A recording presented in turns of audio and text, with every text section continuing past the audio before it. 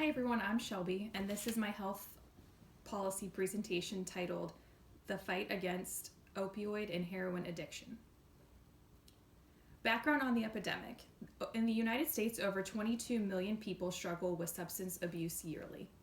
Opioid epidemic has increased drug overdoses by over 137% since the year 2000.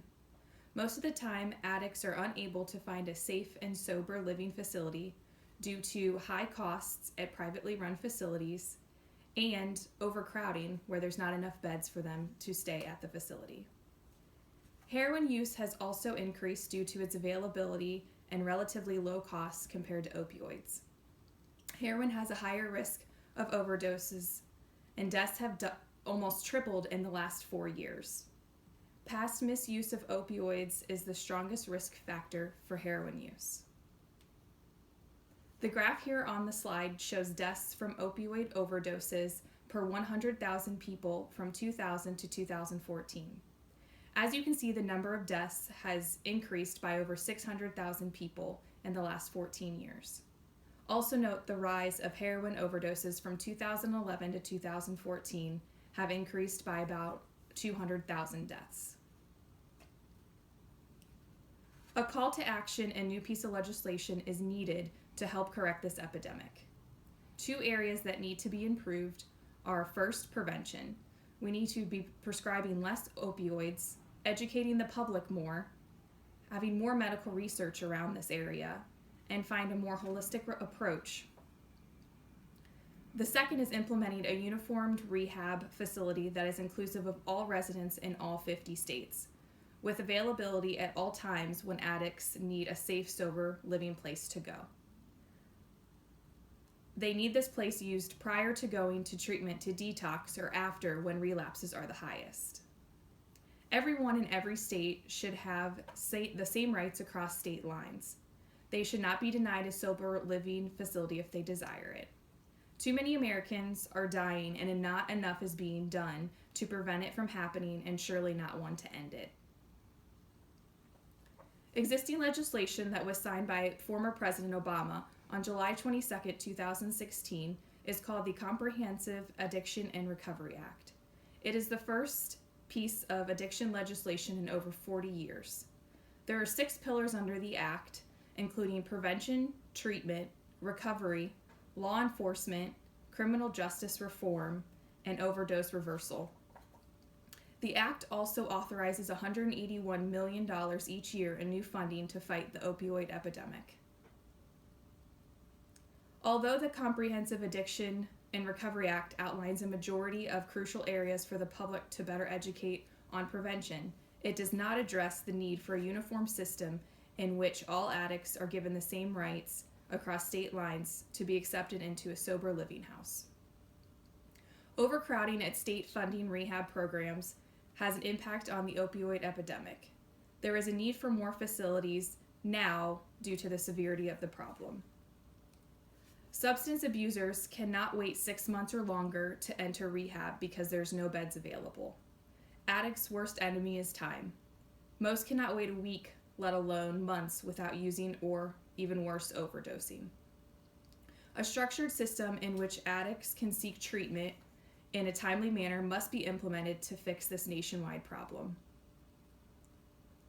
The financial toll on the U.S. from the opioid epidemic has cost the U.S. over $78.5 million a year. Total substance abuse costs the United States over $28 billion a year. 25% of this epidemic burden is shouldered by Medicaid, Medicare, and other public insurance, including government-funded treatments. In the United States, over $7.7 billion spent through state and local governments and criminal justice-related costs. Current conditions in state-funded drug rehab centers include long wait lists and not enough resources to accommodate patients. Private rehab facilities offer high-quality care and complete medical services, but are often too expensive, even with a loan or a payment plan. The relationship described as a slippery slope means the patient needs help because they are struggling with a dependency but are unable to save up for help because they're spending their money on their continued drug or alcohol abuse. State-funded centers target those living in poverty, patients who do not have insurance, or those who cannot afford to pay a private facility. The funding varies state to state, meaning treatment can also vary greatly. The biggest drawback to state-funded treatment centers is the wait list. Addiction is a serious problem and oftentimes alienates people from their loved ones. Addicts don't look for help until it's too late, or they're in debt, lost their job, or have serious physical issues, or maybe even a combination of all.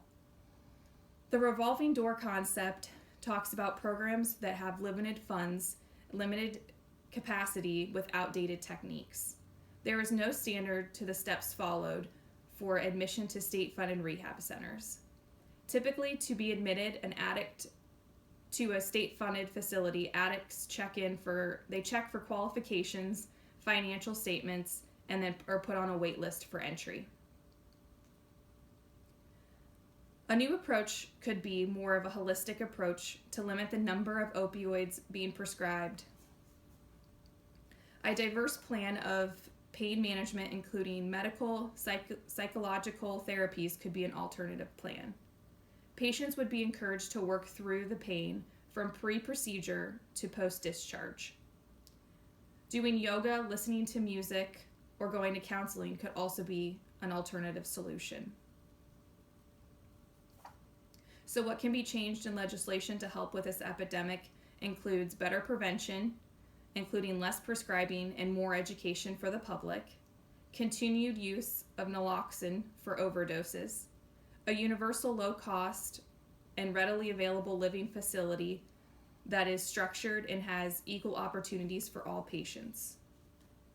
Patients should never have to be on a wait list or wait regardless of the increase in drug users. States have different requirements and offerings when it comes to rehab centers, and this should not be the case. Throughout the U.S., the list of requirements and offerings for addicts should all be the same. First, they should have a routine questionnaire about the potential patient's condition. Basic questions that could be asked would be their name, their address, their date of birth, and reason for wanting to get sober. Severity of patient's condition and how long they've been using, any overdoses, and why they want to get help can also be questions asked. Patients then would be ranked by priority to which specific treatment is needed and how fast. No patient should have to wait. Employees at the center would make all reservations for the patient. The next step would require all states to have available space for anyone in need. States may have to prepare a plan to build more treatment facilities in major cities and urban areas. The National Institute on Drug Abuse noted that addiction treatment is more likely to be pursued if it is readily available when the individual seeks it. The target population for this piece of legislation includes addicts and family and friends of the patient. These are the people who are most affected by the epidemic personally.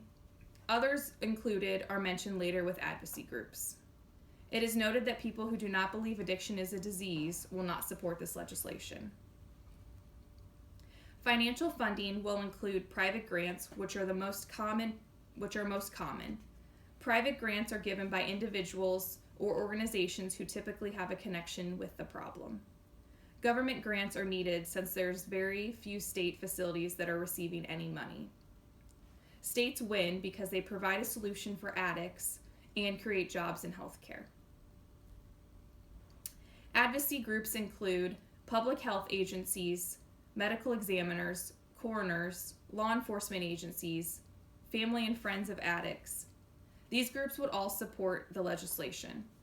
Government officials would possibly not support the legislation because they would not want to spend money on this epidemic. In conclusion, the United States needs a stronger universal rehab facility system requiring all 50 states to have adequate and readily available space in state-funded treatment centers for anyone in need.